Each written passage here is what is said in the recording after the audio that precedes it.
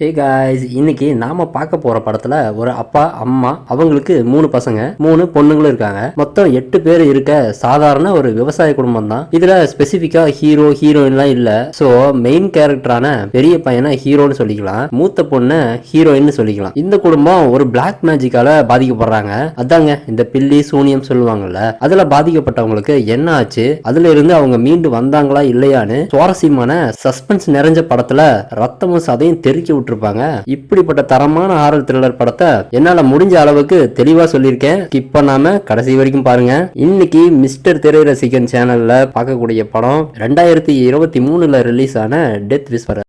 படத்தோட ஸ்டார்டிங் சீன்ல ஒரு அடர்ந்த காட்டு பகுதியில ஒரு கணவனும் மனைவியும் பேசிட்டு வராங்க. அவங்க என்ன பேசிக்கிறாங்கன்னா, அவங்களோட வெங்காய தோட்டத்துல இந்த வருஷம் விளைச்சல் ரொம்ப அதிகமா இருக்கு, அதனால அதை இந்த வருஷம் எப்படியாவது எல்லாத்தையும் வித்துறணும் அப்படின்னு சொல்லி பேசிட்டு வராங்க. அவங்க மனைவி சொல்றாங்க, எவ்வளவா இருந்தாலும் பரவாயில்ல, இந்த வருஷம் எல்லாத்தையும் வித்துறணும், ஏன்னா நமக்கு நிறைய காசு தேவைப்படுது அப்படின்னு சொல்றாங்க. ஏன்னா அவங்க பொண்ணுக்கு ஏதோ உடம்பு சரியில்லை போல, அதனால அவங்களுக்கு நிறைய காசு தேவைப்படுது. மனைவி சொல்றாங்க, இன்னொரு தடவை வேணா நம்ம பொண்ணை போய் பார்த்துட்டு வரலாமா, அவ ஏற்கனவே மூச்சு விட சிரமப்பட்டு இருந்தா, ஏன்னா அவங்க சொன்ன மாதிரியே தான் நம்ம பொண்ணுக்கு எல்லா சிம்டம்ஸும் நடக்குது அப்படின்னு சொல்றாங்க. ஆனா என்ன சிம்டம்ஸ், எதை பத்தி சொல்றாங்க அப்படிங்கிறது இன்னும் நம்ம கதையில தெளிவா சொல்லல. அப்படின்னு பேசிட்டு இருக்கும் போதுதான் தூரத்துல அவங்க வீட்டுல அவங்க பொண்ணு கத்துற சத்தம் கேக்குது. 2 பேரும் உடனே வேகமா விழுந்தடிச்சு வீட்டுக்கு ஓடுறாங்க.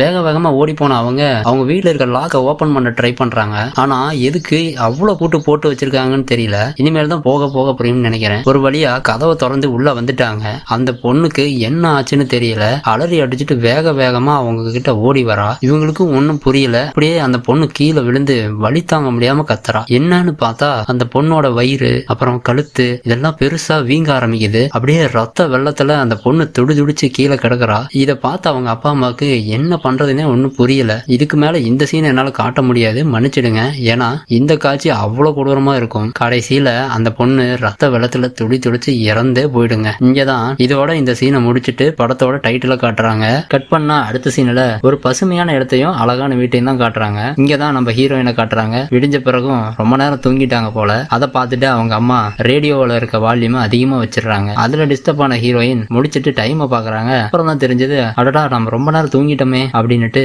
அவசரமா எழுந்து ஓடுறாங்க. ஏன்னா தினமும் காலையில ஆனா அவங்க தோட்டத்துக்கு தண்ணி விடுறது அவங்களுடைய வழக்கமா இருக்கும், அதனாலதான் லேட் ஆயிருச்சு அப்படின்ட்டு ஓடுறாங்க. அப்பதான் அவங்க அம்மா சொல்றாங்க, உங்க அப்பா வீட்டுல இல்லாதனாலதானே இப்படி தூங்கிட்டு இருக்க, அவர் மட்டும் இருந்திருந்தா தெரிஞ்சிருக்கும், உன்னை ஒன்று இல்லைன்னு பண்ணிருப்பாரு அப்படின்னு சொல்றாங்க. அப்படின்னு சொல்லிட்டு இருக்கும்போது இங்கதான் நம்ம ஹீரோயினோட 2வது தங்கச்சி காட்டுறாங்க. இவளோட பேர் தான் யாம். இதோ அந்த டேபிள் மேல உட்காந்துட்டு இருக்க குட்டி பொண்ணு தான் இவங்களோட கடைசி தங்கச்சி. இப்போ யாம் சொல்றா, ஏ அக்கா கவலைப்படாத, உன்னோட வேலையும் நானே சேர்த்து செஞ்சுட்டேன் அப்படின்னு சொல்லும் போது ஹீரோயினுக்கு ரொம்ப சந்தோஷம் ஆயிடுச்சு. இப்போ அம்மா சொல்றாங்க, ஸ்கூல் முடிஞ்சதும் வீட்டுக்கு தான் வரணும் சரியா, ஏன்னா உங்க அப்பா நம்மள ஃபெஸ்டிவலுக்கு கூட்டிட்டு போறதா சொல்லியிருக்காரு. சொன்ன உடனே எல்லாரும் ஒரே குஷி ஆயிட்டாங்க. ஹீரோயின் சொல்றா, அடடா அங்க போனா நிறைய காட்டன் கேண்டிஸ் இருக்கும், நம்ம நிறைய வாங்கி சாப்பிடலாம் அப்படின்னு சொல்றா. உடனே அம்மா இருந்துட்டு, அதெல்லாம் ஒண்ணும் வேண்டாம், கடைசி தங்கச்சி இருக்காளே அவ சாப்பிட்டா அவளுக்கு தான் சொத்தப்பல் வரும், உங்களுக்கு என்ன பிரச்சனை அப்படின்னு சொல்றாங்க. இப்போ நம்ம ஹீரோயின் கொஞ்சம் சமாளிச்சுக்கிட்டு, அம்மா யாக் எப்போ வரதா சொல்லியிருக்கான் அப்படின்னு கேக்குறா. அதாவது யாக் யாருன்னா ஹீரோயினோட அண்ணன். அவனுக்கு ஒரு பெரிய அண்ணன் இருக்கான், அவன் ஒரு சோல்ஜரா இருக்கான். ஏதோ ஒரு காரணத்தினால இன்னும் 2 நாள்ல வீட்டுக்கு வரேன் அப்படின்னு சொல்லிட்டு லெட்டர் எழுதி போட்டிருக்கான். ஹீரோயின் கூட இப்போ அதை பத்தி தான் கேக்குறான். பட் அம்மா அதுக்கு எது பதில் சொல்லாம, ஸ்கூலுக்கு நேரம் ஆயிடுச்சு சீக்கிரமா கிளம்பி போங்க அப்படின்னு சொல்லிட்டு எல்லாத்தையும் துரத்தி விட்டுறாங்க. கட் பண்ணா அடுத்த சீன்ல அவங்க 3 பேரும் ஸ்கூலுக்கு கிளம்பி போயிட்டு இருக்காங்க. நடந்து போயிட்டு இருக்கும் போதே ஹீரோயின் சொல்றாங்க, அச்சச்சோ நான் அம்மா கிட்ட ஒரு விஷயத்த சொல்லாமே வந்துட்டேனே அப்படின்னு சொல்றாங்க. அது என்ன விஷயம்னா, அவங்களுக்கு இன்னைக்கு கிளீனிங் டியூட்டி கொடுத்திருக்காங்க. அதாவது கிளீனிங் டியூட்டினா நம்ம ஸ்கூல் படிக்கும் போது அட்டெண்டன்ஸ் பிரகாரம் ஒவ்வொரு நாள் ஒவ்வொருத்தர் கிளாஸ் ரூமை கிளீன் பண்ணுன்னு சொல்லுவாங்க இல்லையா, அதுதான் கிளீனிங் டியூட்டி. அதாவது அட்டெண்டன்ஸ் படி நம்ம ஹீரோயின் தான் இன்னைக்கு கிளீன் பண்ணணும். அதனால சாயந்தரம் வீட்டுக்கு வரதுக்கு லேட் ஆயிடுமே அப்படின்னு சொல்லிட்டு வருத்தப்படுறாங்க. ஹீரோயினோட தங்கச்சி, கவலைப்படாத சீக்கிரமா வந்துடலாம் அப்படின்னு சொல்லிட்டு ஹீரோயினை மனசு தேடி கூட்டிட்டு போறாங்க. இப்படியே அவங்க 3 பேரும் பேசிட்டு போயிட்டு இருக்கும் போது அவங்க ஸ்கூல் பஸ்ஸும் வந்துருது. அதை பார்த்துட்டு அந்த பஸ் யாரு ஃபர்ஸ்ட் பிடிக்கிறாங்க அப்படின்னு சொல்லிட்டு ஒரு ரேஸ் வச்சுக்கலாம் அப்படின்னு 3 பேரும் ஓடுறாங்க. இதுல அவங்க குட்டி தங்கச்சி மட்டும் அவங்களுக்கு முன்னாடி வேகமா ஓடிடுறா. திடீர்னு என்னாச்சுன்னு தெரியல, அந்த குட்டி பொண்ணு ஒரு பெரிய மரத்தை பார்த்துட்டு பயந்த மாதிரி நிக்கிறா. ஏதோ நடுங்கிட்டு நிக்கிறா. ஒரு ரொம்ப நேரமா உத்து நின்று பாத்துக்கிட்டு இருக்கா. இதை கவனிச்ச இந்த ஹீரோயினும் அவங்க தங்கச்சியும் பக்கத்துல வந்து என்னாச்சு அப்படின்னு கேக்குறாங்க. ஆனா அந்த குட்டி பொண்ணு எதுவும் பதில் சொல்லாம ரொம்ப பயந்த மாதிரியே அந்த மரத்தையே பாத்துக்கிட்டு இருக்கா. இதுல ரெண்டாவது தங்கச்சி கண்ணுக்கு மட்டும் ஏதோ ஒண்ணு தெரியுது. என்னன்னு உத்து பார்க்கும்போதுதான் காட்டுறாங்க, அந்த மரத்துக்கு கீழே கருப்பு ட்ரெஸ் போட்டுட்டு முடிய விகாரமா விரிச்சு போட்டுட்டு ஒரு லேடி இவங்களே பாத்துட்டு இருக்கா. அதை பார்த்துட்டு அடடா என்னடா இது, யாருடா இது அப்படின்னு சொல்லிட்டு அவ தங்கச்சி ரொம்ப பயத்தோட பாக்குறா. இப்பதான் ஹீரோயின் கவனிக்கிறாங்க. குட்டி தங்கச்சிட்ட கேக்குறாங்க, என்னாச்சு, ஏன் எதுவுமே சொல்ல மாட்டேங்கிறீங்க அப்படின்னு சொல்லி கேக்குறாங்க. அதுக்கு ரெண்டு பேரும் எதுவுமே சொல்லாம ஒண்ணும் இல்ல வா போகலாம் அப்படின்னு சொல்லிட்டு கிளம்பிடுறாங்க. ஆனா ஹீரோயினுக்கு மட்டும் ஏதோ ஒண்ணு தெரிஞ்சிருது. இவங்க எதையோ பார்த்து பயந்துருக்காங்க அப்படின்னு மட்டும் ஹீரோயினுக்கு தெரிஞ்சிருது. கட் பண்ண அடுத்த சீன்ல அன்னைக்கு ஈவினிங் தான் காட்டுறாங்க. ஹீரோயின் கிளாஸ் ரூமை கிளீன் பண்ணிட்டு இருக்காங்க. ஆக்சுவலா அட்டெண்டன்ஸ் படி அவங்க தான் இன்னைக்கு கிளீன் பண்ணும் இல்லையா, அதனால அவங்க கிளீன் பண்ணிட்டு இருக்காங்க. கிளாஸ் ரூம்ல இருக்க எல்லாருமே கிளம்பிட்டாங்க. அப்ப போர்டை கிளீன் பண்ணிட்டு இருக்கும்போது பின்னாடி ஏதோ ஒரு சத்தம் கேக்குது அப்படின்னு சொல்லிட்டு பின்னாடி வந்து பாக்குறாங்க. அந்த டேபிள்ல யாரோ உட்கார்ந்துட்டு இருக்காங்க. யாருன்னு பக்கத்துல போய் பார்த்தா அட அவங்களோட தங்கச்சி தான், வேற யாரும் இல்ல. ஆனா அவ தங்கச்சி என்ன பண்ணிட்டு இருக்கானா, அந்த டேபிள்ல ஏதோ கீழே பேப்பர் கிடந்திருக்கும் போல. அந்த கசக்கி போட்டிருந்த பேப்பரை எடுத்து பார்க்கும்போது தான் தெரியுது அந்த பேப்பர்ல ரொம்ப விகாரமான ஒரு உருவத்தை வரைஞ்சு வச்சிருக்காங்க. பார்க்கவே ரொம்ப கொடூரமா இருக்கு. இதே மாதிரி பிக்சர் தான் இதுக்கு முன்னாடி காலையில வரும்போது அந்த மரத்துக்கு கீழே ஒரு லேடி பார்த்திருப்பாங்க இல்லையா, அதே உருவத்தை தான் இந்த பேப்பர்லயும் வரைஞ்சு வச்சிருக்காங்க. ஹீரோயினோட தங்கச்சிக்கோ பார்த்துட்டு ரொம்ப ஷாக் ஆயிடுச்சு. அதாவது அந்த பேப்பர் யாரோட இதுனா, ஸ்டார்டிங் சீன்ல ஒரு பொண்ணு ரொம்ப கொடூரமா ரத்த வெள்ளத்துல இறந்து போயிருவா இல்லையா, அந்த பொண்ணோடைய பேப்பர் தான் அது. அவ தான் இதெல்லாம் வரைஞ்சு வச்சிருக்கா. இதை பார்த்துட்டு இத ஹீரோயின் காட்டும் போது ஹீரோயின் நம்பல. ஆனா அவ தங்கச்சி சொல்றா, நல்லா பாரு அவளோட பேரு தான் இதுல எழுதி இருக்கு, அப்ப அவ தான் இதை வரைஞ்சிருக்கா அப்படின்னு சொல்றா. உடனே ஹீரோயின் என்ன பண்றாங்க, அந்த பேப்பரை புடுங்கி தூக்கி போட்டுட்டு லேட் ஆயிருச்சு சீக்கிரமா போலாம் அப்படின்னு சொல்லிட்டு அவளையும் கூட்டிட்டு போயிடுறாங்க. கட் பண்ணா அடுத்த சீன்ல இப்போ அவங்க வீட்டுக்கு வரத்துக்கு ரொம்ப லேட் ஆயிருச்சு. அந்த இடமே ரொம்ப அமைதியே இருக்கு. ஏற்கனவே இவங்க மூணு பேரும் பயத்தோட வந்துட்டு இருக்காங்க. இதுல இந்த மாதிரி ஒண்ணு பார்த்தா இன்னும் பயமா இருக்கும் இல்லையா, சரி வாங்க போலாம் அப்படின்னு சொல்லிட்டு மெதுவா நடந்து போயிட்டு இருக்காங்க. மீண்டும் அதே மரத்தை பாக்குறாங்க. அதாவது காலையில ஸ்கூலுக்கு போகும்போது அந்த குட்டி பொண்ணு அவ தானே ஃபர்ஸ்ட் அந்த மரத்தை பார்த்திருப்பா, அதே மாதிரிதான் இப்பவும் பாக்குறா. இப்பதான் க்ளோஸ் அப்ல காட்டுறாங்க பாருங்க, அந்த கருப்பு உருவத்தை காட்டுறாங்க. பார்க்கவே ரொம்ப விகாரமாவும் ரொம்ப கொடூரமாவும் இருக்கா. இவங்களை ரொம்ப கோபமா பார்த்துட்டு இருக்கா. இத பார்த்த மூணு பேரும் அலறி அடிச்சு வீட்டுக்கு ஓடுறாங்க. இப்படியே ஆளுக்கு வேகமா ஓடிட்டு இருக்கும்போது அவங்க பயத்தோட ஓடிட்டு இருக்கும்போது திடீர்னு யாரோ நடுவுல வந்து அவங்கள பயமுறுத்திட்டாங்க. யாருடான்னு பார்த்தா ஹீரோயினோட அண்ணன் தான். அவன் எதுக்கு இங்க வந்தானா, இவங்க தான் வரத்துக்கு லேட் ஆயிருச்சுல்ல, அதனால அவங்க அப்பா அம்மா உன் தங்கச்சிங்களை போய் கூட்டிட்டு வா அப்படின்னு சொல்லி இவனை அனுப்பி விட்டுருக்காங்க. இவன் என்னடானா அவங்க பயந்துட்டு வர்றது தெரியாம மேலும் இவங்கள பயமுறுத்திடுறான். ஹீரோயின் பயங்கர டென்ஷன் ஆயிடுறா. அவனை கண்டபடி திட்டுறா. ஏண்டா எங்களுக்கு ஹார்ட் அட்டாக்கே வந்துட மாட்டேங்குது, அந்த அளவுக்கு எங்களை பயமுறுத்திட்டியாடா அப்படின்னு அவனை திட்டுறா. ஆனா அண்ணனும் அவளை கலாய்க்கிறான். உங்களுக்கு மலேரியா வந்தாலும் ஒண்ணும் பண்ணாது, இந்த குளிர்ல உங்களை போய் பிக்கப் பண்ண வந்த பாரு, என்ன சொல்லணும் அப்படின்னு சொல்லிட்டு இதுக்கெல்லாம் நீங்க தான் எனக்கு கைமாறு செய்யணும் சரியா, சும்மா என்ன திட்டாதீங்க, சரி வாங்க வீட்டுக்கு போலாம் அப்படின்னு சொல்லிட்டு கூட்டிட்டு போயிடுறான். அப்படியே அவங்க வீட்டுக்கு போக ரொம்ப லேட் ஆயிருது. அவங்க அப்பா ஏற்கனவே ரொம்ப ஸ்ட்ரிக்டான ஆளா இருப்பாரு, சொல்லவா வேணும். என்ன ஏதுன்னு கேட்காம கூட இந்த மூணு பொண்ணுங்களையும் கண்டபடி பேசுறாரு. ஏன் இவ்வளவு கோவப்படுறாருன்னா, இன்னைக்குதான் அவங்க ஃபெஸ்டிவலுக்கு போறதா பிளான் பண்ணிருப்பாங்க. இப்போ இவங்களால அங்க போறதுக்கு லேட் ஆயிருச்சு அப்படின்னு அவங்க அப்பா ரொம்ப கோவத்தோட திட்டுறாரு. இப்படியே பண்ணிட்டு இருந்தீங்கன்னா உங்களை எல்லாத்தையும் ஸ்கூலுக்கு போகாம தோட்டத்துல வேலை பார்க்க வச்சிருவேன் தெரிஞ்சுக்கங்க அப்படின்னு சொல்லி கண்டபடி பேசிட்டு இருக்காரு. பக்கத்துல இருக்க அண்ணன் அப்பாவை சமாளிக்கிறதுக்கு யாட் ரெண்டு பேரும் போய் அந்த பம்ப் ஹவுஸ்ல வேலை செய்யுங்க அப்படின்னு ஏதோ சமாளிக்க பாக்குறான். அந்த மாதிரி சொல்லிக்கிட்டு இவங்களுக்கும் சிக்னல் கொடுக்குறான். அதை புரிஞ்சுக்கிட்டு அவங்க மூணு பேரும் சைலண்டா எஸ்கேப் ஆயிடுறாங்க. அந்த ஃபெஸ்டிவலுக்கு கிளம்பிட்டாங்க. இப்போ எல்லாரும் அந்த ஃபெஸ்டிவலுக்கு தான் கிளம்பி போறாங்க. அங்க போய் பிரேயர் பண்ணிட்டு அங்க இருக்கிற கடை வீதிக்கு போறாங்க. இங்க அந்த குட்டி பொண்ணு ஆசைப்பட்ட மாதிரியே அவளுக்கு பஞ்சு மிட்டாய் வாங்கி தராங்க. அப்பதான் ரெண்டாவது சிஸ்டருக்கு இரும்பல் வருது. இத பார்த்த ஹீரோயின், சரி வா நான் அம்மா கிட்ட போய் உன்னை காட்டுறேன், நம்ம ஹாஸ்பிட்டல் போகணும், உனக்கு ஏதோ உடம்பு முடியல அப்படின்னு சொல்லி அவளை கூப்பிடுறா.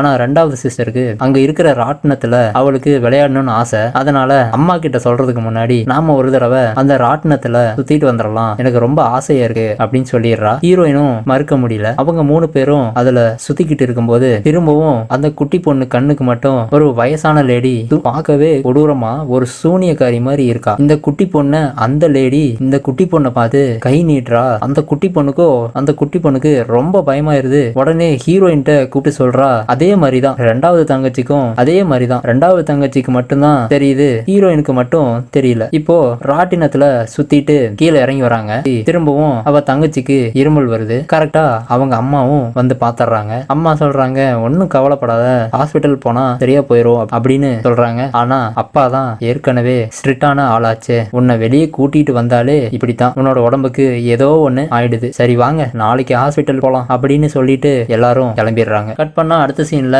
அடுத்த நாள் காலையில ஹீரோயினோட தங்கச்சிய செக்அப் பண்ணிட்டு வராங்க. அங்கதான் நம்ம ஹீரோட என்ட்ரி காட்டுறாங்க. ஹீரோ வராரு. இவன் தான் எல்லாத்துக்கும் பெரிய அண்ணன். இவனோட பேர் தான் யாக். அதாவது ஹீரோயின் ஏற்கனவே படத்தோட ஆரம்பத்துல அவங்க அம்மா கிட்ட கேட்பாங்கல்ல, யாக் எப்ப வரான் அப்படின்னு சொல்லி கேட்பாங்க இல்லையா, அவன் தான் இவன் தான் ஆர்மில இருந்து வந்திருக்கான். இவன் இந்த மாதிரி சர்ப்ரைஸ் கொடுத்துட்டு அவன் தம்பியை இடிச்சிட்டு உட்காரும் போது அவன் தம்பிக்கும் பிடிக்கல. அண்ணன் இவ்வளவு நாள் கழிச்சு வந்திருக்கானே, அவன் மூஞ்சில கொஞ்சம் கூட சந்தோஷமே இல்ல. இதுல இருந்தே தெரியுது அவன் மேல, ஹீரோ மேல தம்பிக்கும் ஏதோ கோபம். அவன் என்ன பேசினாலும் தம்பி பேச மாட்டேங்கிறான். இருந்தாலும் ஹீரோவும் கொஞ்சம் சேட்டை பிடிச்ச பையன் தான் போல. அவனை வீட்டுக்கு போற வரைக்கும் வம்பிழுத்துக்கிட்டே வந்துட்டு இருக்கான். சரி இவன் ரொம்ப கோவப்படுறானே அப்படின்னு அவனுக்கு ஒரு லைட்டர் கொடுக்குறான்.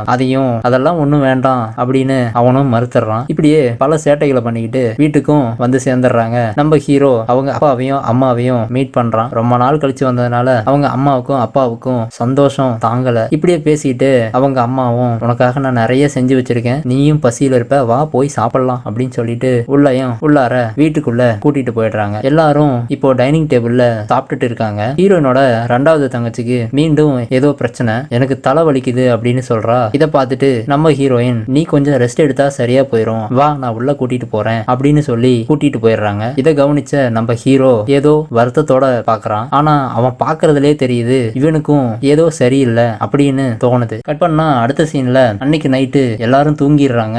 இப்போதான் சில அகோரமான விஷுவல்ஸ் காட்டுறாங்க. அது என்னன்னா ஏதோ ஒரு தீய சக்தி அது இவங்க வீட்டை நோக்கி வர மாதிரி காட்டுறாங்க. அதாவது ஏற்கனவே காட்டினாங்க இல்லையா அந்த கருப்பு ட்ரெஸ் போட்டிருந்த லேடி, அவ தான் இந்த வீட்டுக்குள்ள வர மாதிரி காட்டுறாங்க. நல்லா தூங்கிட்டு இருந்த தங்கச்சி ஏதோ சத்தம் கேக்குதுன்னு மெதுவா பதட்டத்தோட பயத்தோட ஜன்னலுக்கு முன்னாடி இருக்கிற ஸ்கிரீனை விளக்கிட்டு பாக்குறா. ஆனா அங்க எதுவுமே இல்ல. மீண்டும் பயத்தோட அப்படியே ஜன்னல் வெளியே பாக்குறா. இப்பவும் எதுவும் இல்ல. சரின்னு க்ளோஸ் பண்ணிட்டு பெட்ல படுத்து தூங்கிடுறா. மீண்டும் அதே சத்தம், அதே மாதிரியே ஜன்னல் ஓபன் ஆயிடுது. திரும்பவும் அதே பயத்தோட பதட்டத்தோட ஸ்கிரீனை விளக்கி பாக்குறா. ஜன்னலுக்கு வெளியே எதுவும் இல்ல. ஆனா இப்பதான் அவ பின்னாடி ஒரு உருவத்தை காட்டுறாங்க. ஒரு எரிஞ்சு போன முகத்தோட ரத்தம் ஒழுகுற மாதிரி ஒரு கொடூரமான பேய் நிக்குது. இதோட இந்த சீனை கட் பண்ணிடுறாங்க. இப்பதான் நமக்கு ஒரு விஷயம் புரிய வருது. அந்த ஆவி அந்த பொண்ணோட உடம்புக்குள்ள போயிருது. அவ்வளவுதான், அவளை பொசஸ் பண்ண ஸ்டார்ட் பண்ணிருச்சு. இப்போ யாமோட உடம்புக்குள்ள அந்த ஆவி போயிடுச்சு. அதே டைம்ல ஹீரோயினுக்கு ஏதோ சத்தம் கேக்குது. அவ எழுந்து பார்க்கும்போதுதான் தெரியுது யாம் எங்கேயோ தனியா எழுந்து நடந்து போயிட்டு இருக்கா. அதாவது அந்த கொடூர பேய் அவ உடம்புக்குள்ள போயிருச்சு இல்லையா, அவளும் பொசஸ் ஆயிட்டா. இப்ப அவ எதுக்கோ வெளியே போறா. இத பார்த்த நம்ம ஹீரோயின் அவளை ஃபாலோ பண்ணிட்டு பின்னாடியே போறாங்க. அவ தங்கச்சி நேரா கிச்சனுக்கு தான் போறா. அப்போதான் நம்ம ஹீரோயின் பாக்குறாங்க. அப்பதான் நம்ம ஹீரோயினுக்கு ஒரு பெரிய ஷாக்கா இருக்கு. அவ தங்கச்சி எதையோ பச்சையா இருக்க மாமிசத்தை அப்படியே சாப்பிட்டுட்டு இருக்கா. இத பார்த்த ஹீரோயினுக்கு என்ன சொல்றதுன்னே தெரியல. ஹீரோயின் அவளை கூப்பிட்டதும் ஹீரோயினை பார்த்து ஹீரோயினை விகாரமா திரும்பி பாக்குறா. உடனே பக்கத்துல இருக்க ரேடியோ ஆட்டோமேட்டிக்கா ஆன் ஆயிடுச்சு. அதை ஆஃப் பண்ணிட்டு இந்த பக்கம் திரும்பி பார்த்த உடனே மீண்டும் இந்த பக்கம் திரும்புறா. அவ தங்கச்சி வாயில ரத்தத்தோட அவளுக்கு க்ளோஸ் அப்ல நிக்கிறா. ஹீரோயின் அதை பார்த்துட்டு பயங்கரமா மிரண்டு போயிடுறா. இப்போ தங்கச்சி சொல்றா எனக்கு பசியா இருந்துச்சு அப்படின்னு சொல்லிட்டு அவ பாட்டிக்கு போயிடுறா. ஹீரோயினும் இப்போ பயந்துகிட்டே பெட்டுக்கு போறாங்க. இப்போ ஹீரோயின் கேக்குறாங்க நான் எதுவுமே சமைச்சு வைக்கலையே, நீ அப்படி என்ன அங்க சாப்பிட்ட அப்படின்னு சொல்லி கேக்குறா. ஆனா யாம் பதில் சொல்லாம திரும்பிக்கிறா. திடீர்னு எங்கேயோ மந்திரம் சொல்ற மாதிரி சத்தம் கேக்குது. அந்த சத்தம் என்னவா இருக்கும் அப்படின்னு ஹீரோயின் யோசிக்கிறதுக்குள்ள மயங்கி விழுந்துடுறா. இப்படியே காலையிலயும் விடிஞ்சிருது. வெளியில அப்பா யாருக்கிட்டயும் சத்தம் போட்டுட்டு இருக்காரு. என்னன்னு பார்த்தா, ஏப்பா வேலை என்ன எவ்வளவு இருக்கு, நீ இன்னைக்கே ஊருக்கு கிளம்புறேன்னு சொல்றியே, அதுக்குள்ள கிளம்புறேன்னு சொன்னா இங்க இருக்கிற வேலையை யாரு பாக்குறது? இல்ல நான் கிளம்பியே ஆகணும், என் அம்மாவுக்கு உடம்பு சரியில்லை, இந்த மாதிரி ஏதோ சமாளிச்சுக்கிட்டு இங்கிருந்து கிளம்புறதுக்கு மட்டும் தான் பாக்குறாரு. மீண்டும் அப்பா கேக்குறாரு உனக்கு காசு பணத்துல ஏதோ குறை இருந்தா சொல்லு, நான் சேர்த்தி கூட கொடுக்குறேன், வேலையை முடிக்காம இங்க இருந்து கிளம்பாத. இல்ல என்னால இருக்க முடியாது, எனக்கு காசு பணம்லாம் முக்கியம் இல்ல, நான் ஊருக்கு போகணும் அவ்வளவுதான், இதுக்கு மேல என்கிட்ட எதுவும் கேட்காதீங்க, இந்த மாதிரி சொல்லி அப்பாவை ரொம்ப கோவப்படுத்திடுறாரு. யாக்கு வந்து அப்பா இருங்க நான் பேசிக்கிறேன், பெரியவர் இந்த பக்கம் கூட்டிட்டு வந்து நைஸா அவர்கிட்ட சிகரெட் ஒண்ணு கொடுத்து சரி என்கிட்டயாவது சொல்லுங்க என்னதான் பிரச்சனை, ஏன் இன்னைக்கே கிளம்புறேன்னு சொல்லிட்டு இருக்கீங்க? தம்பி உங்ககிட்ட சொல்றதுனால ஒண்ணும் இல்ல, ஆனா உங்ககிட்ட ஒரு முக்கியமான விஷயம் சொல்லணும், உன் ஃபேமிலியை மட்டும் நல்லபடியா பாத்துக்கோ, இந்த மாதிரி புரியாம சொல்லிட்டு போயிட்டாரு. இவனுக்கும் ஒன்னும் புரியல, என்னதான் இவர் சொல்ல வராரு இப்படின்னு யோசிச்சுட்டே இருக்கான். ஆனா அந்த பெரியவருக்கு ஏதோ ஒரு விஷயம் தெரிஞ்சிருக்கு. ஆனா இவங்கிட்ட முழுசா சொல்லாம போயிட்டாரு. அடுத்த சீன்ல அந்த குட்டி பொண்ணு இந்த ரெண்டாவது தங்கச்சிய பயத்தோட பாத்துட்டு இருக்கா. இது தெரியாம கேஷுவலா உள்ள வந்த ஹீரோயின், யாம் இன்னைக்கு வா நம்ம வெளியே போலாம், நம்ம கடைக்கு போய் ஏதாவது வாங்கி சாப்பிடலாம் இந்த மாதிரி கூப்பிடும் போது அவ தங்கச்சிக்கு பிடிக்கல. திடீர்னு அந்த குட்டி பொண்ணை பார்த்து ஒழுங்கா வந்து என் காலை அமுக்கி விடு இந்த மாதிரி டெரரா கேக்குறா. ஹீரோயின் பார்த்துட்டு கோவம் வந்துருது. எதுக்கு இந்த மாதிரி எல்லாம் பண்ணிட்டு இருக்க, இந்த மாதிரிலாம் நீ நடந்துக்கவே மாட்டியே, ஏன் இப்படி பண்ற இந்த மாதிரி சொல்லி திட்டும் போது சத்தம் கேட்டு அவங்க அம்மா வந்துடுறாங்க. திடீர்னு ரெண்டாவது தங்கச்சி அப்படியே நடிக்க ஆரம்பிச்சிடறா. அம்மா இவங்க என்ன கட்டாயப்படுத்தி கூப்பிடுறாங்க, வா வெளியே போலாம் வா வெளியே போலான்னு என்ன கட்டாயப்படுத்தி கூப்பிடுறாங்க, வேண்டான்னு சொன்னாலும் விட மாட்டேங்கிறாங்க, இந்த மாதிரி பச்சையா பொய்ய சொல்லி விட்டுறா. இதை கேட்டு கடுப்பான ஹீரோயினோட அம்மா ஹீரோயினை பிடிச்சி திட்டி விட்டுறாங்க. இதுல ஹீரோயின் கோச்சுக்கிட்டு வெளியே போய் நின்றா. பின்னாடியே போன அந்த குட்டி பொண்ணு அப்பதான் ஒரு விஷயத்த சொல்றா. அக்கா யாம் நைட்டு தூங்கும் போது என்ன பண்ணா தெரியுமா, என்ன பார்த்த மாதிரி திரும்பி படுத்துட்டு ஒரு மாதிரி விகாரமா சிரிச்சாக்கா. எனக்கு ரொம்ப பயமா இருந்துச்சு. இதோ இந்த மாதிரிதான் அவளுடைய பேச இருந்துச்சு. இப்படி மண்ணுல வரைஞ்சு காமிக்கும் போது ஹீரோயினுக்கும் பயம் வந்துருது. உடனே சரி இப்படி எல்லாம் பண்ணாத, நீ இன்னைக்கு என் கூடயே தூங்கலாம் சரியா, இப்ப போய் அம்மாவுக்கு கிச்சன்ல ஹெல்ப் பண்ணு அப்படின்னு சொல்லி அவளை அனுப்பிடுறா. அடுத்த நாள் அவங்க அப்பாவும் அம்மாவும் வெளியே கிளம்பிடுறாங்க. இப்போ பக்கத்துல இருக்க மாட்டு கொட்டத்துல இவனுங்க திருட்டுத்தனமா தம் அடிச்சுட்டு இப்ப பேசிக்கிறானுங்க. ஹீரோ கேக்குறான், நான் இல்லாதப்ப வீட்டுல அப்படி என்னதான் நடந்துச்சு, யாராவது சொல்லுங்களேன்டா. அப்போ ஒரு தம்பிக்காரன் சொல்றான், ஹாஸ்பிட்டல்ல செக் பண்ணிட்டோம், ஆனா அவ உடம்புக்கு ஒண்ணும் இல்லைன்னு சொல்லிட்டாங்க, ஆனா அவ நடந்துக்கிறதெல்லாம் ஏதோ வித்தியாசமா இருக்கு, வேற யாரோ மாதிரி நடந்துக்கிறா, எனக்கு அதான் நான் ஒன்னும் புரியல இந்த மாதிரி சொல்றான். இவங்க பேசிட்டு இருக்கும் போதே இப்படி பேசிக்கிட்டு தம் அடிச்சிட்டு இருக்கும் போதே மீண்டும் ஹீரோயின் பின்னாடியே வந்துடுறா. நீங்க பேசுறதெல்லாம் நானும் கேட்டுட்டு தான் இருந்தேன், ஆமா எல்லாமே உண்மைதான், அவ வேற யாரோ மாதிரிதான் நடந்துக்கிறா, ஏதோ ஒரு பிரச்சனை இருக்கு, ஏதோ ஒரு தப்பு நடக்க போகுதுன்னு மட்டும் எனக்கு நல்லாவே தெரியுது. நைட் ஆனா ஒரு மந்திரம் சொல்ற மாதிரி எங்கேயோ முணுமுணுக்கிற சத்தம் கேக்குது. முழிச்சு பார்த்தா அந்த சத்தம் கேட்ட உடனே நான் மயங்கி விழுந்துடுறேன். உங்களுக்கு யாருக்காவது கேட்டுச்சா இந்த மாதிரி கேட்கும்போது யாருமே இல்லன்னு சொல்லிடுறாங்க. ஹீரோவும் இல்லன்னு சொல்லிடுறான். அன்னைக்கு நைட் ஆயிருது. ஹீரோயின்ட்ட அவன் அண்ணன் கேக்குறான், எனக்கு அந்த மாதிரி எந்த சத்தமும் கேட்கலையே, அதெல்லாம் விடுனா, ஒருவேளை எனக்கு அது கெட்ட கனவா கூட இருக்கலாம், இதை நீ பெருசா எடுத்துக்காத. இல்ல நேத்து காலையில அப்பா கூட அந்த பெரிய ஒரு பிரச்சனை பண்ணாருல்ல, அவரு என்கிட்ட தனியா வந்து சொன்னாரு, ஏதோ ஒரு தீய சக்தி மட்டும் திரும்பி வந்துருச்சு, இந்த மாதிரி என்கிட்ட வெளிப்படையா பேசாம சிம்பிளா சொல்லிட்டு போயிட்டாரு. உடனே ஹீரோயினுக்கு பயமாயிட்டு, அண்ணா நம்ம தங்கச்சிக்கு ஒன்னும் ஆகாது இல்ல, அதாமா எனக்கும் தெரியல என்ன பிரச்சனை ஆக போதோ. ஹீரோயினும் தூங்க போயிடுறா. இப்போ அதே மாதிரிதான் தங்கச்சி மீண்டும் எழுந்து போறா. அதே முணுமுணுக்கிற சத்தமும் கேக்குது. ஹீரோயினுக்கு அதே மாதிரி மயக்கம் வருது. கான்சியஸ்ல வரதுக்காக அவ கையை கடின்னு கடிச்சுக்கிறா. கொஞ்சம் கொஞ்சமா கான்சியஸ்க்கு வந்து அவ அண்ணனுங்க இருக்க ரூமுக்கு ஓடி வந்து பாக்குறா. இந்த பசங்களை எங்க போனானுங்கன்னு தெரியல, எவனையுமே காணோம், அட பாவிகளா அப்படின்னு சொல்லிட்டு இருக்கும் போது குட்டி தங்கச்சி ஏதோ கத்துறா. ரூமுக்கு ஓடி போய் பார்த்தா ரூமுக்கு ஓடி போய், அடடா ஒண்ணு இல்ல இங்கதான் இருக்கேன் இந்த மாதிரி சமாதானம் பண்ணிட்டு இருக்கும் போது வெளியில ஒரு கன் சவுண்ட் கேக்குது. இதை பார்த்த பயந்து ஹீரோயின் வேகமா வெளியே ஓடி போறா. அவன் அண்ணன் ஏதோ திருடன் நினைச்சுக்கிட்டு ஹீரோயின் அடிக்கவே வந்துட்டான். விட்டு இருந்தா மண்டையவே பொழந்திருப்பான் போல. அப்புறம் தான் தெரிஞ்சது, அடடா நம்ம தங்கச்சி தானா அப்படின்னு அமைதியா இருக்கா. ஆனா வெளியே யாரையோ விரட்டிக்கிட்டு துப்பாக்கி எடுத்து சுட்டுக்கிட்டு போறானுங்க. இவனுங்க எல்லாரும் கத்திக்கிட்டு, யாரா இருந்தாலும் ஒழுங்கா ஓடிடுங்கடா, எவனும் உள்ள வரக்கூடாது. இப்பதான் ஹீரோயின் சொல்றா, அடடா நம்ம தங்கச்சியை காணண்டா, அவளுக்கு இது சுற்றாதீங்க அப்படின்னு சொல்லிட்டு கத்தி அழுகிறா. உடனே ஹீரோயின் அந்த செடிகளுக்கு பின்னாடி கையை நீட்டி, அடே அங்க பாருங்கடான்னு சொல்றா. அங்க பாருங்கடா யாரோ நிக்கிறாங்க. இவனுங்க 3 பேரும் உடனே அந்த பக்கம் டார்ச் லைட் அடிச்சு பாக்குறாங்க. கரெக்டா அந்த கொடூர பேய் அங்கதான் நிக்குது. அதோட மூஞ்சிலே லைட் அடிச்சு பார்த்த உடனே இவனுங்களுக்கு அள்ளு விட்டுருச்சு. அடே என்னடா அது அப்படின்னு யோசிக்கிறதுக்குள்ள யாக்கு இருந்துட்டு கன் எடுத்து சுட்டுறான். ஆனா அந்த கன்னுல இருந்து அது மிஸ் ஆயிருது. ஆனா அது மேல புல்லட்டே படல, காணாமையும் போயிருது. அட ஹீரோயின் கதறுன்னு கதறா. டேய் தப்பி தவறிக்குது, நம்ம தங்கச்சியை சுற்றாதீங்கடா, பார்த்து பத்திரமா பண்ணுங்கடா கதறிக்கிட்டே இருப்பா. எப்பா இந்த சீன் மட்டும் நீங்க படத்துல பாக்கணுமே. அப்படியே பிஜிஎம் எல்லாம் போட்டு சும்மா பரபரப்பா கொண்டு போயிட்டு இருப்பாங்க. எப்படியோ அவளை கண்டுபிடிச்சு வீட்டுக்கு தூக்கிட்டு வந்துடுறானுங்க. யாமுக்கு இப்பதான் கொஞ்சம் கான்சியஸ் வருது. எனக்கு என்ன ஆச்சு, உனக்கு ஒண்ணும் ஆகலடா, ஒரு பிரச்சனையும் இல்ல, நீ போய் படுத்து தூங்கு. இல்ல எனக்கு வயிறு மட்டும் வலிக்குது இந்த மாதிரி சொல்றா. ஹீரோயின் ஒண்ணும் இல்ல ஒரு பிரச்சனை இல்ல இந்த மாதிரி சொல்லிட்டு எல்லாரும் ஆறுதல் படுத்திட்டு அவ தங்கச்சியை தூங்க வச்சுட்டு அவங்க இடத்துக்கு போயிடுறாங்க. அதே நைட்டு 2 மணி ஆயிருச்சு. ஹீரோயினுக்கு இன்னமும் தூக்கம் வரல. வெளியில இவளோட அண்ணனுங்க பேசிட்டு இருக்கானுங்க. இவனுங்க கிட்ட வந்து என்னதான் நடந்துச்சு ஒழுங்கா சொல்லுங்களே இந்த மாதிரி அதட்டி கேட்கும் போது ஹீரோ நான் சொல்றேன் அப்படின்னு பிளாஷ்பேக் சொல்றான். அதாவது இதுக்கு முன்னாடி அவ தங்கச்சி எழுந்து வந்திருப்பா இல்லையா, அப்ப ஹீரோயின் கூட கையை கடிச்சிட்டு கான்சியஸ்க்கு வர ட்ரை பண்ணிருப்பாள்ல, அதே சீன் தான் இங்கேயும் காட்டுறாங்க. அதுவே அந்த ரூமுக்குள்ள இருக்கும்போது காட்டினாங்க. அந்த ரூம் விட்டு வெளியே வரும்போது இவன் பார்த்திருப்பான் இல்லையா, இப்ப இந்த சீனை காட்டுறாங்க. நாங்க எல்லாரும் வெளியே உட்காந்து சரக்கு அடிச்சிட்டு இருந்தோம். அப்பதான் தங்கச்சி வெளியே போறத பார்த்தேன். நானும் பேரை சொல்லி கூப்பிட்டு பார்த்தேன், அவ எதுவுமே ரெஸ்பாண்ட் பண்ணல. அவ பாட்டிக்கு பின்பக்கமா வெளியே போயிட்டே இருந்தா. திடீர்னு ஏதோ முணுமுணுக்கிற சத்தம் மந்திரம் சொல்ற மாதிரி கேட்டுச்சு. எனக்குன்னா மயக்கம் வர மாதிரி ஆயிடுச்சு. நானும் கான்சியஸ்க்கு வரதுக்காக பக்கத்துல இருக்க விளக்குல கையை சூடு பண்ணிட்டு என்ன நானே கான்சியஸ்க்கு வர வச்சுட்டேன். உடனே கன் எடுத்துட்டு இவனுங்களை போய் எழுப்பனா இவனுங்க 2 பேருமே மயங்கிட்டாங்க. உடனே நானும் கன் எடுத்துட்டு அவ பின்னாடியே போனேன். எப்படியோ இவனுங்க 2 பேரும் மயக்கத்துல இருந்து எழுந்துட்டாங்க போல, பின்னாடியே வந்துட்டானுங்க. எங்க எங்கேயோ டார்ச் அடிச்சு பாக்குறானுங்க. அப்போதான் அந்த செடிக்கு பின்னாடி யாரோ போறாங்க. யாம்னு நினைச்சுக்கிட்டு யாம் யாம் அப்படின்னு அது நின்ன இடத்துல ஃபாலோ பண்ணிட்டு பின்னாடி ஓடி போய் பாக்குறாங்க. அங்கதான் தங்கச்சி மயங்கி போய் கீழே கிடக்குறா. யாக்குக்கு செம கோவம் வந்துருது. நீ யாரு, எதுக்காக என் தங்கச்சி இப்படி பண்ணிட்டு இருக்க, உனக்கு என்ன வேணும், இந்த மாதிரி சொல்லி கேக்குறான். இப்படியே கேட்கும்போது அந்த பேய் அவனை பார்த்து சிரிச்சுக்கிட்டே ஒரு மரத்துக்கு பின்னாடி போகுது. இப்போ உன்னை நான் சும்மா விட மாட்டேன் இப்படின்னு சொல்லிட்டு பின்னாடியே போய் அந்த மரத்தை சுத்து போட்டுட்டு தேடி பாக்குறானுங்க. அது காணோம். இப்போ பின்னாடி வந்துடுச்சு. அங்கேயும் ஷூட் பண்றான், அங்கேயும் மறைஞ்சிடுச்சு. பதட்டத்தோட இப்படியே தேடிட்டு இருக்கானுங்க. இப்ப எங்க இருக்குன்னு பார்த்தா யாமுக்கு பின்னாடியே வந்து நிக்குது. அதை பார்த்துட்டு இப்போ உன்னை விட மாட்டேன் அப்படின்ட்டு ஷூட் பண்றான். அது மேல ஒரு புல்லட் கூட படலைங்க. அந்த பேய் மறைஞ்சே போயிடுச்சு. அப்புறம் தான் யாம தூக்கிட்டு வீட்டுக்குள்ள வந்திருக்காங்க. நம்ம ஹீரோயினும் பாப்பாங்க இல்லையா, அவளை தூக்கிட்டு வர்றத அதே சீன் தான் இதுவும். அந்த பேய் மேல ஒரு புல்லட் கூட படல. இதுதாமா நடந்துச்சு. அதுக்கப்புறம் நாங்க யாம வீட்டுக்கு கூட்டிட்டு வந்துட்டோம். இப்போ ஹீரோயின் சொல்றா, நீங்க பார்த்த லேடி ஒரு பிளாக் கலர் ஃபியூனரல் ட்ரெஸ் போட்டுட்டு இருந்தாளா அந்த மாதிரி கேக்குறா. இவனுங்களும் ஆமா ஆமா அதே மாதிரி தான் பார்த்தோம் அப்படின்னு ஷாக் ஆறானுங்க. அப்போ நீ ஏற்கனவே பாத்திருக்கியா? ஆமா நாங்க ஏற்கனவே பாத்திருக்கேன். இதை கேட்ட அவனுங்க, இதுக்கு மேலே நம்ம சும்மா இருக்க கூடாதுடா, ஆளுக்கு ஒரு பக்கம் காவலுக்கு இருந்தே ஆகணும், சரி வாங்க போலாம். அடுத்த நாள் காலையில யாம் இப்போ நார்மல் ஆயிட்டா. ஹீரோயினும் கேஷுவலா வந்து, யாம் இப்ப வரையா, நம்ம வெளியே போலாம், இங்க பாத்தியா அண்ணன் நமக்காக காசு கொடுத்துருக்கான், நம்ம போய் என்ன வேணுமோ அதை வாங்கிக்கலாம், நீயும் வரையா இந்த மாதிரி கேக்குறா. ஆனாலும் இவ சரியா பதில் சொல்லல. சரி பரவாயில்ல விடு, நான் போயிட்டு வரேன் சொல்லிட்டு அப்படியே கிளம்பும் போது, சரி நானும் வரேன். அப்படியா, சரி நீ ரெடி ஆயிட்டு நான் அம்மாவுக்கு ஹெல்ப் பண்ணிட்டு வரேன் சொல்லிட்டு போயிடுறா. இப்போ இவளும் ரூம்ல தனியா தான் இருக்கா. இப்போதான் ஜன்னலுக்கு பின்னாடி காட்டுறாங்க, ஏதோ ஒரு உருவம் அவர் ரூமுக்குள்ள உள்ள வருது. இவ அது தெரியாம கபோர்ட்ல ட்ரெஸ் எடுத்துட்டு கேஷுவலா திரும்புவா பாருங்க.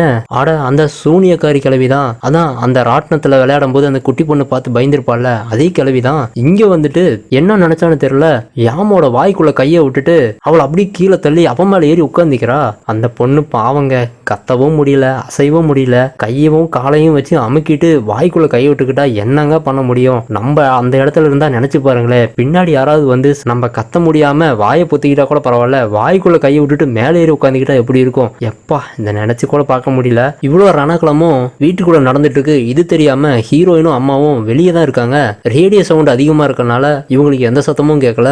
இப்போ அந்த சூனியக்காரி யாம துடிக்க அவ கையாலேயே பல்ல புடுங்கிட்டா. அவ வாயிலிருந்து கையை எடுத்த பிறகுதான் யாம் வலி தாங்க முடியாம கத்துறா. அந்த சூனியக்காரி ஏதோ சாக்லேட் சாப்பிடுற மாதிரி அந்த பல்ல எடுத்து வாய்க்குள்ள போட்டு கொடூரமாவும் இருந்துச்சு. சத்தத்தை கேட்டு வந்தவங்க அவங்க அம்மாவுக்கு இந்த கிளவிய ஏற்கனவே தெரிஞ்சிருக்கும் போல. அதாவது இந்த லேடியோட பேரு சாவ் ஒழுங்கா போயிடு அப்படின்னு தள்ளி விடுறாங்க. அந்த கிளவி ரணக்கொடூரமா சிரிச்சுக்கிட்டு அவளை நக்கல் அடிச்சுக்கிட்டு வீட்டை விட்டு போக மாட்டேங்கிறா. அவங்க அம்மா செம்ம கட்டுப்பாயி குச்சி எடுத்து அவளை விரட்டுறாங்க. ஒழுங்கா ஓடிருன்னு விரட்டுறாங்க. அவ சிரிச்சுக்கிட்டு அவ வீட்டுல இருந்து வெளியே போயிடுறா. அப்படியே கட் பண்ணா யாரை கூட்டிட்டு வரானா, சார்ஜ்னு ஒருத்தரை கூட்டிட்டு வரான். வீட்டுக்கு வந்து கார்ல இறங்குறாங்க. யாக்கு மதியான நேரத்துல என்னத்துக்கு கதவை சாத்தி வச்சிருக்காங்க அப்படின்னு கதவை தட்டுறான். கதவை திறந்துட்டு வீட்டுக்குள்ளேயும் போறாங்க. சார்ஜ் யாம பாக்குறாரு. யாம் விகாரமா அவரை பார்த்துட்டு முறைச்சிட்டு இருக்கா. அவரு மெதுவா பக்கத்துல போய் அவகிட்ட பேசும்போது அவ காரி மூஞ்சிலே துப்பிடுறா. இதை பார்த்து கடுப்பான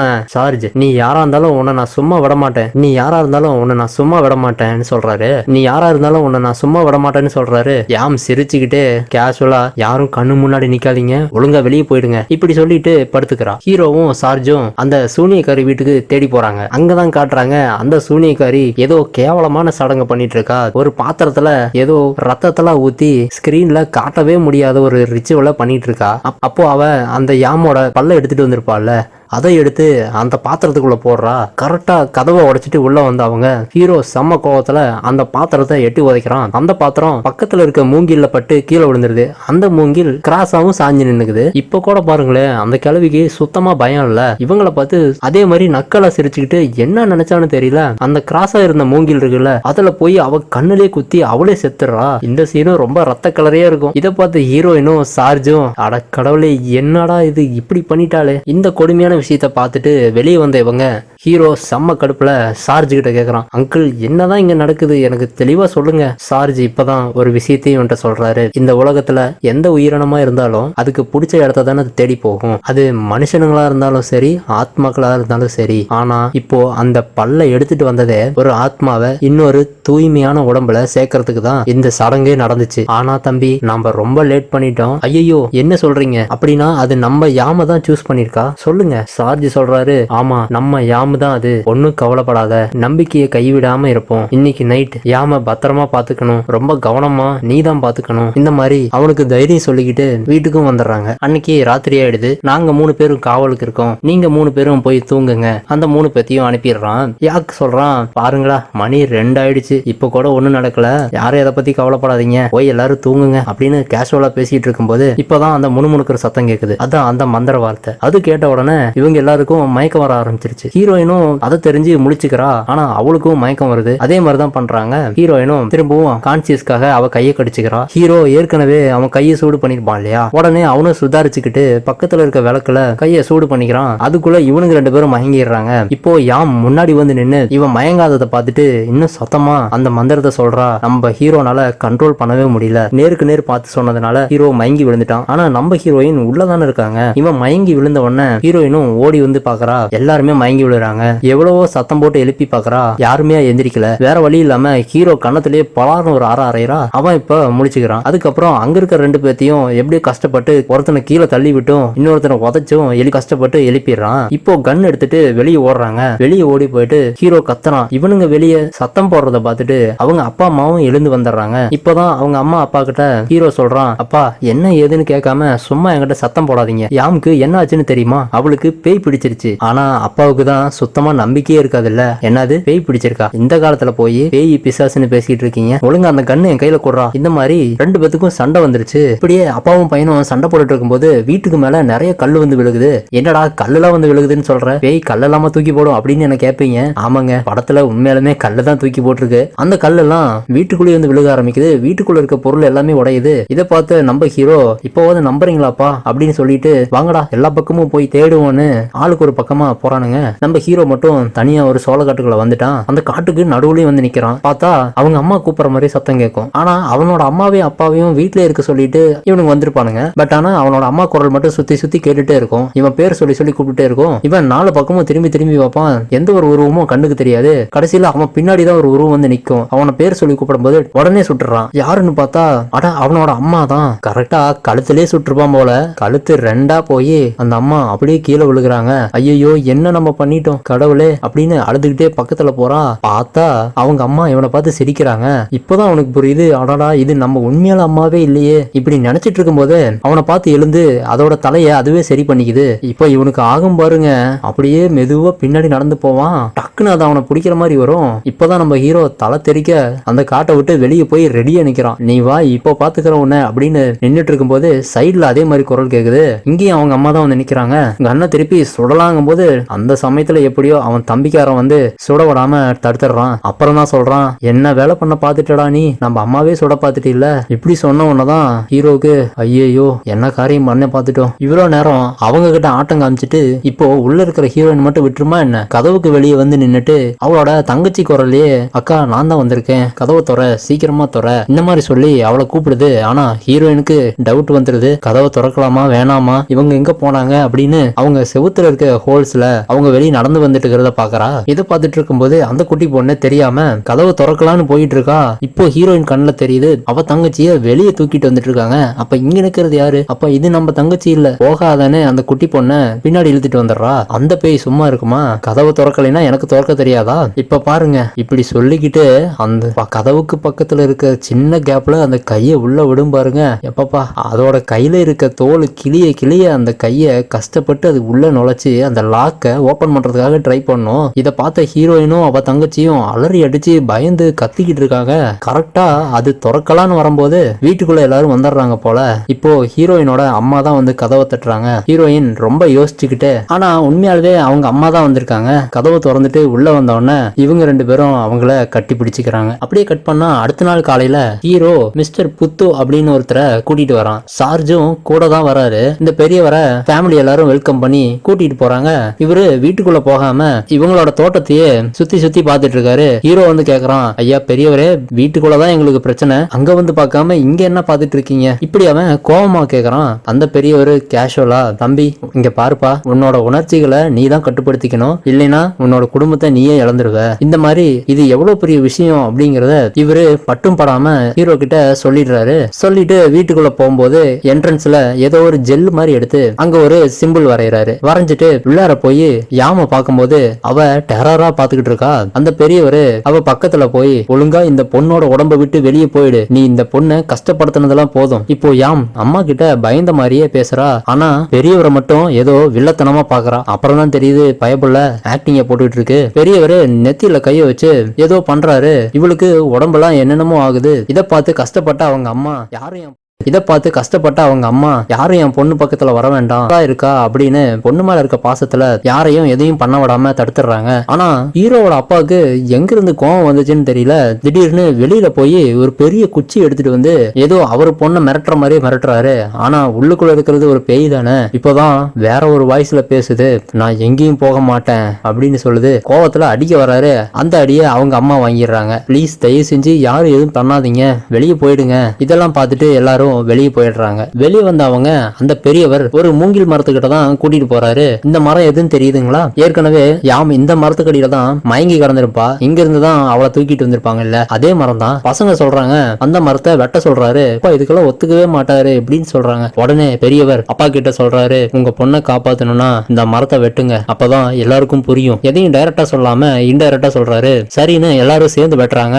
இப்போ பயங்கர ஸ்மெல் அடிக்குது. உள்ள பார்த்தா மனித உடல் பாகங்கள் செதஞ்ச நிலைமையில இதயம் மட்டும் துடிச்சுக்கிட்டு இருக்கு. எல்லாரும் மிரண்டு போயிடுறாங்க. யாம் திடீர்னு வந்துடுறா. எல்லாரும் புடிச்சுக்கிறாங்க அவளை. அந்த பெரியவர் அதை எல்லாத்தையும் சீக்கிரமா எரிக்க சொல்றாரு. அவங்க அதை பத்த வச்ச பிறகு யாம் ரொம்ப சத்தம் போடுறா. அந்த பெரியவர் கையில இருக்க ஒரு கத்தி எடுத்து நிலத்துல வச்ச உடனே யாம் அப்படியே மயங்கிடுறா. கட் பண்ணா அடுத்த சீன்ல இந்த பொண்ணை ஹாஸ்பிட்டலுக்கு கூட்டிட்டு போறாங்க. அவங்க அப்பா, குட்டி பொண்ணு, இன்னொரு தம்பி இவங்களெல்லாம் வீட்டிலே விட்டுட்டு மத்த எல்லாரும் கிளம்பிட்டாங்க. இப்போ பெரியவர் சொல்றாரு, படத்தோட ஸ்டார்டிங்ல ஒரு பொண்ணு ரத்தம் கக்கி கொடூரமா இறந்து போச்சுல்ல, அந்த பொண்ணை பத்தி தான் சொல்றாரு. அந்த பொண்ணை இப்படிதான் கொடுமை பண்ணுச்சு. ஆனா பாவம் அந்த பொண்ணை யாராலையும் காப்பாற்ற முடியல. எப்படியாவது உங்க பொண்ணையாவது காப்பாத்தணும்னு நானும் முயற்சி பண்ணிட்டு தான்ப்பா இருக்கேன். சாதாரண ஆத்மாக்கள் வீக்கா இருக்க பொண்ணுங்களை தான் ஈஸியா பொசஸ் பண்ணிடும். ஆனா இந்த மாதிரி பிரேத ஆத்மாக்கள் யாம் மாதிரி தைரியமா இருக்கிற பொண்ணுங்களை தான் தேடி வரும். தனக்கு அதை வசியம் பண்ணிக்கிட்டு அவங்க உயிரை உணவா எடுத்துக்கும். கார்ல போயிட்டு இருக்கும்போது பெரியவர் ஒரு கண்ணை கொடுத்து அதை பத்திரமா வச்சுக்கோ, தோட்டாக்களை மட்டும் வேஸ்ட் பண்ணிடாத, உன் மனசுக்கு எப்ப பயன்படுத்தணும்னு தோணுதோ அப்ப மட்டும் பயன்படுத்து. போற வழியில நிறைய தடங்கள் வரும், உனக்கு விசப்பரிச்சை எல்லாம் நடக்கும், எல்லாத்தையும் எதிர்கொள்ள தயாராயிரு. ஆனா எக்காரணத்து கொண்டும் வண்டியை மட்டும் நிறுத்திடாத. அப்படியே பனிமூட்டமா சூழுது. காருக்கு பின்னாடி இருக்க 3 பேரையும் காட்டுறாங்க. சார்ஜ் சொல்றாரு, அது வர ஆரம்பிச்சிருச்சு, தயாரா இருங்க, எங்கேயும் எதையும் பார்த்து பயந்துராதீங்க இப்படி சொல்றாரு. யாமுக்கு உடம்புல ஏதோ பண்ண ஆரம்பிச்சிருச்சு. பெரியவர் சொல்றாரு, தம்பி தயாராயிரு, அந்த நேரம் வந்துருச்சு. பின்னாடி கார்ல ஹீரோயினுக்கு போற வழியில நிறைய ஆவிகள் கண்ணுக்கு தெரியுது. வேற யாரும் இல்ல, ஃபர்ஸ்ட் சீன்ல இறந்து போச்சுல்ல அந்த பொண்ணு தான். அங்க நிக்கிற உருவம் எல்லாம் அந்த பொண்ணு மாதிரியே தான் தெரியுது. இப்படியே பின்னாடி பரபரப்பா போயிட்டு இருக்கும்போது முன்னாடி ஹீரோக்கு அந்த பேய் வசியம் பண்ணிடுச்சு. அவன் பக்கத்துல இருக்க யாரையுமே காணோம். அவன் கண்ணுக்கு மட்டும் தான் தெரியல. ஆனா அவங்க எல்லாரும் காருக்குள்ளதான் இருக்காங்க. அதை புரிஞ்சுக்கிட்டு அவன் மைண்ட கண்ட்ரோல் பண்ணிக்கிட்டு எதிரில் வர தடங்கள் எல்லாத்தையும் தாண்டி தாண்டி போயிட்டே இருக்கான். ஆப்போசிட்ல பார்த்தா அவனோட மொத்த குடும்பமும் ரோட்ல நின்னுட்டு இருக்காங்க. இதுவும் அது பண்ற வேலை தான் அப்படின்னு தெரிஞ்சுக்கிட்டு ரொம்ப தயக்கத்தோட அந்த கன் எடுத்து சுட்டுறான். அவங்க அப்படியே மறைஞ்சு போயிடுறாங்க. அவனோட காரும் கிராஸ் பண்ணி போயிடுது. மீண்டும் அவன் கண்ணுக்கு எல்லாரும் தெரிய ஆரம்பிச்சிட்டாங்க. இந்த விஷப்பரிச்சையில இருந்து எப்படியோ தப்பிச்சிட்டா அப்படின்னு அவன் நினைக்கிறதுக்குள்ள யாம் இருந்துட்டு அந்த மந்திரத்தை சொல்ல ஆரம்பிச்சிட்டா. பெரியவர் சும்மா இருப்பாரா? அந்த மந்திரிச்ச ஜெல் எடுத்து அவன் நெத்தியில வைக்க போறாரு. அதையும் பார்த்துட்டு யாம் சும்மா இருப்பாளா? யோசிக்காம அவரோட 2 விரலையும் படக்குன்னு கடிச்சு ஹீரோ மூஞ்சிலே துப்பிட்டு ஸ்டீரிங்கையும் பிடிச்சி திருப்பி விட்டுறா. அந்த காரு நேரா போய் ஒரு ஷார்ப்பா இருக்க மரத்திலேயே சொருகி நின்றுது. அவ்வளவுதான். அப்படியே ஸ்கிரீனை பிளாக் அவுட் ஆக்கி பழைய ஃபேமிலி விஷுவல்ஸ் எல்லாம் அவங்களுக்கு வர மாதிரி காட்டுறாங்க. அவ்வளவுதான்டா, எல்லாரும் கதையும் முடிஞ்சிருச்சுன்னு நினைக்கும் போது ஹீரோ கண்ணை முழிக்கிறான். பக்கத்துல பெரியவர் பாக்குறான். பாவம் அவருக்கு அதிர்ஷ்டம் இல்ல, அந்த ஷார்ப்பான மரம் அவரோட முகத்துல தான் கரெக்டா சொருகி இறந்து போயிட்டாரு. அப்புறம் வெளியே பாக்குறான், எல்லாரும் ரோட்ல விழுந்து கிடக்குறாங்க. வெளியே போய் பார்த்தான். அவன் யாம் தான் எல்லாத்தையும் இழுத்து போட்டுட்டு இருக்கா. ஓ நீ சீக்கிரமா எழுந்துட்டியா, அடுத்தது உன்னதான் இழுத்து போடலான்னு பார்த்தேன், அதுக்குள்ள நீயே வந்துட்ட சிரிச்சுக்கிட்டே சொல்றா. எப்படியோ அந்த கண்ணு அவ கைக்கு போயிருச்சாட்டங்குது. சார்ஜ் மயக்கம் தெளிஞ்சு மெதுவா எந்திரிக்கிறாரு. யோசிக்காம அவரோட தலையிலே சுட்டுறா. அடுத்தது அவனுக்கே விளையாட்டு காட்டுறா. இப்போ நான் என்ன சுட்டுக்கவா இல்ல அம்மாவை சுடவா இல்ல உன் தம்பியை சுடவான்னு கலாய்க்கிறா. இப்படி சொல்லிட்டு இருக்கும் போது பக்கத்துல ஹீரோயினுக்கும் மயக்கம் தெளியுது. ஹீரோ அதை கவனிச்சிடறான். உடனே யாம வெறுப்பேத்துறான். உனக்கு தைரியம் இருந்தா என்ன சுடு சொல்லிக்கிட்டே ஹீரோயினுக்கு சிக்னல் கொடுக்கறான். கரெக்டா அவ ஷூட் பண்ணும் போது புல்லட்ல இருந்து மிஸ் ஆகி ஹீரோயின் அந்த பெரியவரோட குச்சிய தூக்கி போடுறா. அதுக்குள்ளதான் கத்தி இருக்கும்ல, அந்த கத்தி எடுத்து அவ கையிலேயே குத்திடுறான். உடனே அந்த ஆவி அவ உடம்பு விட்டு வெளியே போய் ஹீரோயினுக்கு பின்னாடி நிக்குது. இதுக்கு மேலேயும் உன்னை சும்மா விடக்கூடாதுன்னு ஹீரோ அந்த கன்னுலயே ஷூட் பண்றான். அந்த ஆவி துடிக்குது. அந்த கன்னுல தான் ஏதோ மந்திரிக்கப்பட்ட புல்லட்ஸ் இருக்கும். அதனாலதான் அந்த ஆவி துடிக்குது. பக்கத்துல போய் நின்னு இதோட உன் கதை முடிஞ்சது சொல்லிட்டு வாய்க்குள்ளே சொல்றான். தலை தெரிச்சு அந்த பேய் அங்கேயே மறைஞ்சு போயிருது. எப்படியோ கஷ்டப்பட்டு ஹாஸ்பிட்டல் வந்துடுறாங்க. தங்கச்சி மயக்கத்துல இருந்து கண் முழிக்கிறா.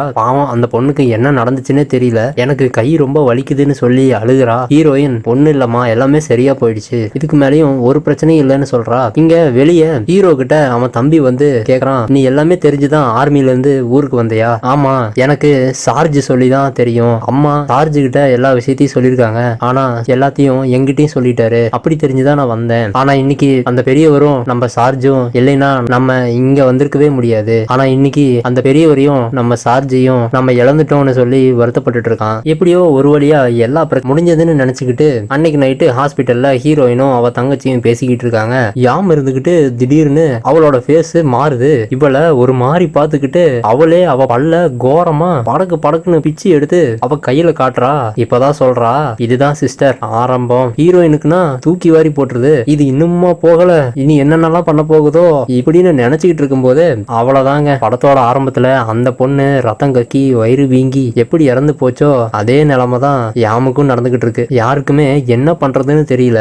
நினைச்சு பாருங்க, இத்தனை தடைகளையும் தாண்டி வந்து கஷ்டப்பட்டு ஹாஸ்பிட்டல்ல சேர்த்துனா இப்போ இந்த பொண்ணோட உயிரை காப்பாற்ற முடியாமே போயிடுச்சு. எல்லாரும் கதறி கதறி அழுகுறாங்க. ஹீரோயின் அழுதுகிட்டே பின்னாடி இருக்க ஜன்னல்ல போய் நின்னுக்கிறா. அப்பதான் அவளை வெளியில இருந்து யாரோ பாக்குற மாதிரி இருக்கேன்னு திரும்பி பாக்குறா. அந்த பேய் தான் நிக்குது. கடைசியில அது பாக்குற பார்வையிலே தெரியுது, என்னோட வேட்டை இதோட முடியல. ஒரு மாதிரி சிரிச்சுக்கிட்டே மறைஞ்சு போயிடுது. அவ்வளவுதாங்க. கடைசியில யாமோட ஃபியூனரல் நடக்குது. எல்லாரும் கண்ணீர் விட்டு அழுதுகிட்டு இருக்காங்க. ஆனா இதோட இந்த படம் முடியலைங்க. லாஸ்டா நம்ம ஹீரோ சொல்லியிருப்பான், this is not the end அப்படின்னு சொல்லியிருப்பான். சோ இந்த பேயோட வேட்டை நெக்ஸ்ட் பார்ட்ல கண்டினியூ ஆக போகுது. என்னால முடிஞ்ச வரைக்கும் இந்த படத்தை எவ்வளவு டீட்டெயிலா சொல்ல முடியுமோ அவ்வளவு டீட்டெயிலா சொல்லிட்டேன். பிடிச்சிருந்தா ஒரு லைக் பண்ணுங்க, சப்ஸ்கிரைப் பண்ணுங்க. இந்த படத்தோட செகண்ட் பார்ட் வேணும்னா கமெண்ட்ல செகண்ட் பார்ட்னு டைப் பண்ணுங்க. நிச்சயமா அடுத்த வீடியோல செகண்ட் பார்ட் உங்களுக்காக கண்டிப்பா வரும். Stay tuned. Bye by.